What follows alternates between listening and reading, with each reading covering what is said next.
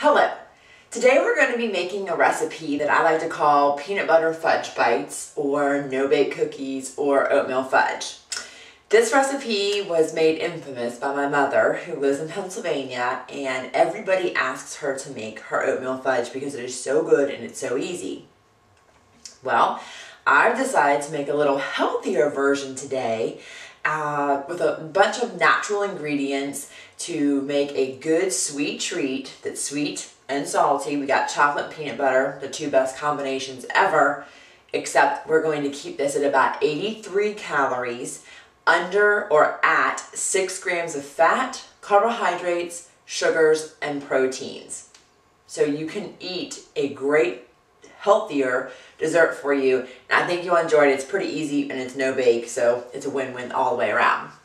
The first thing that we're going to start with is you're going to go ahead and get out a piece of wax paper, parchment paper, or foil. Wax paper and parchment paper work best because they actually, the cookie won't stick to it. And I've got 2 tablespoons, so I can drop them by tablespoonfuls from my pan. I've actually started heating my pan, just a saucepan, up to about a medium heat. And what we're going to do is we are going to melt a stick of Smart Balance Butter Blend. So I'm going to add that to the pan. And this is Smart Balance Butter Blend. It's actually not 100% real butter. It's a blend of Smart Balance and butter, so you're getting less fat, less calories, and it's also better for you because it doesn't have as much of the fats. It has some good fats in there. So while that's melting in the pan, I'm getting a non-stick spatula or wooden spoon. Whatever you have on hand is fine. And I'm going to get that started to melt down so that it gets melted. I'm actually going to turn up just a little bit past medium to almost like a medium low. And I'm going to get that starting to melt down and get gooey. Okay, the next thing I'm going to add is a ½ cup of organic cane sugar. Cane sugar is actually not the processed refined table sugars that we're used to seeing out there. This is 100% natural sugar cane that they've actually turned into little sugar cane crystals. So you're only getting about 4 grams of carbohydrates and 4 grams of sugar per teaspoon, and it's going to be natural and healthy. It's not refined and processed. To that, I'm also going to add a pinch of salt. I don't know if you could see that clearly, but it was indeed just a pinch. That's just going to give any kind of time that you're baking, you always want to add that salt. So it's going to bring out the flavors of everything that you are adding to the dish. So in this instance, it's going to bring out the flavors of the butter. It's going to bring out the flavors of the sugar, the cocoa, peanut butter, so on and so forth. All right, so I'm stirring this around. I'm getting the butter nice and melted down.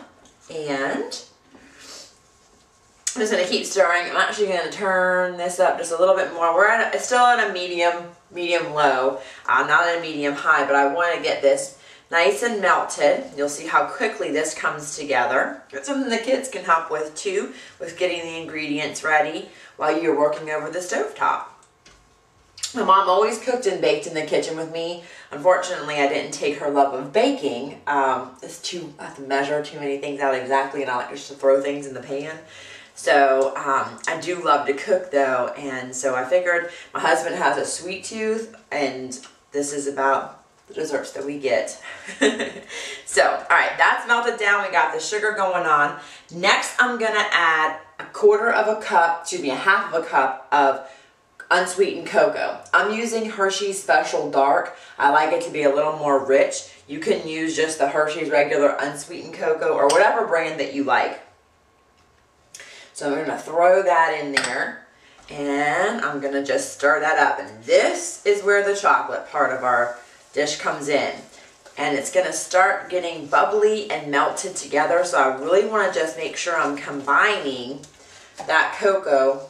Whoops, making a mess. I just want to make sure I'm combining that cocoa right into the pan and getting it all nice and incorporated with the sugar and the butter. The next thing I'm going to add is my peanut butter. And this is a ½ cup of Smart Balance peanut butter. The difference between Smart Balance peanut butter and, let's say, Jif peanut butter is that Smart Balance peanut butter actually is peanut oils, palm fruit oils, a little bit of molasses, and some salt. You're not getting any of the refined sugars in this mixture.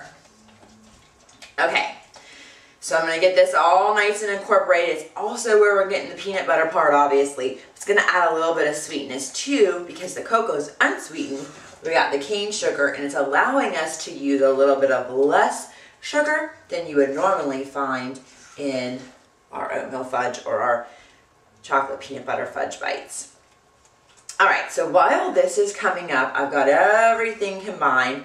I'm going to take this down to about a medium heat because it's starting to boil in the pan. I don't want it to splash up and burn us. I'm going to set my timer for 1 minute. I really want this to come to a nice boil, so do watch it, but I want it to get thick and I want all those flavors to incorporate. I'm actually going to grab our quick cooking oats here. Give me about 2 seconds. And we're going to grab our quick cooking oats. I forgot to grab those earlier. So I'm just using old-fashioned oats, and I'm going to use 1.5 cups of old-fashioned oats. I'm not using the quick cooking ones just because I don't like, they're too fine, and I want to get a little more substance to my cookie. So that's why I'm using the old-fashioned oats. You can definitely tell a difference in the old-fashioned oats as opposed to the quick cooking, so that's why we're doing that.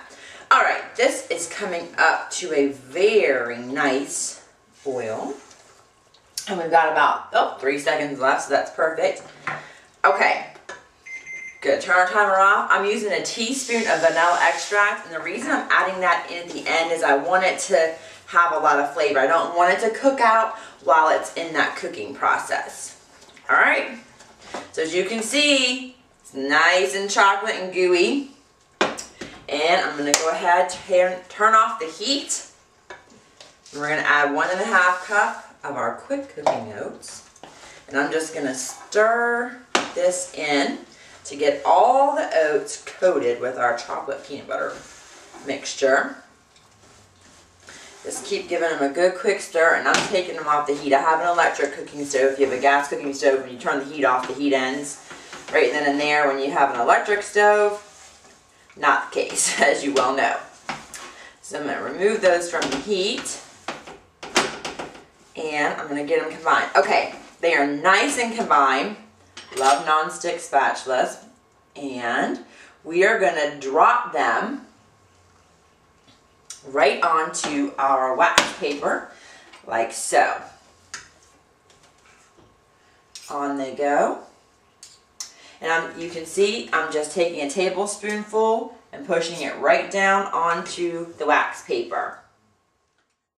I hope you enjoyed this recipe.